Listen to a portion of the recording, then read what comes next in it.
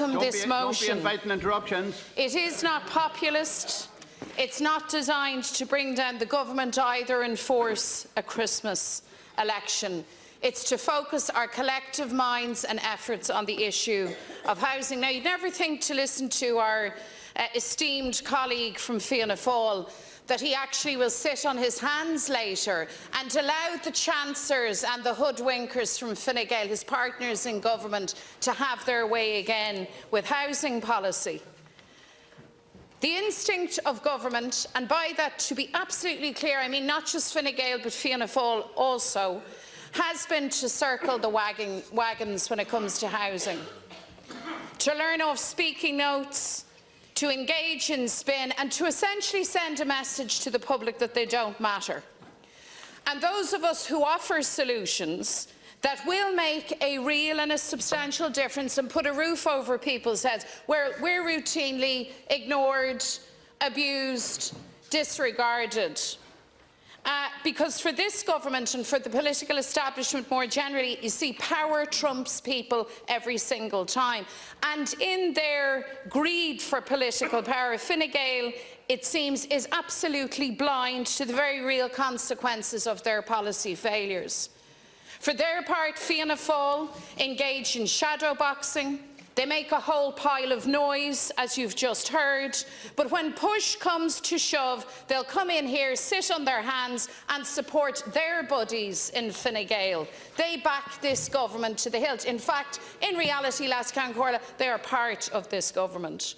And with his abstention here today, Micheál Martin and Fianna Fáil show very clearly whose side they're on.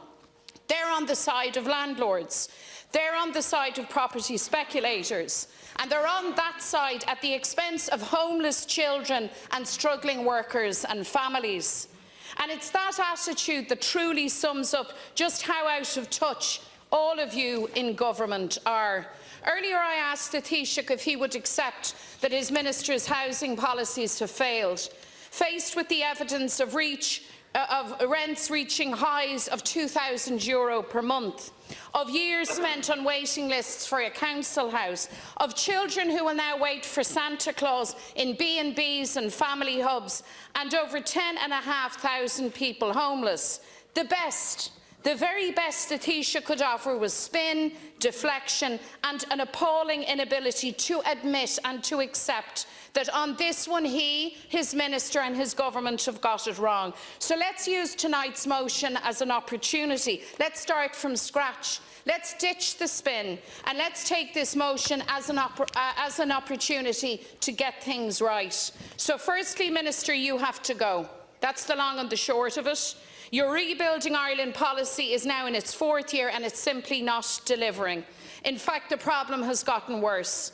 Figures released tonight show over 10,500 people are now homeless. You are incapable of dealing with this crisis and you've demonstrated that time and again. You see, we can't keep coming in here day and daily recounting the suffering of our people, and your time, Minister, has run out.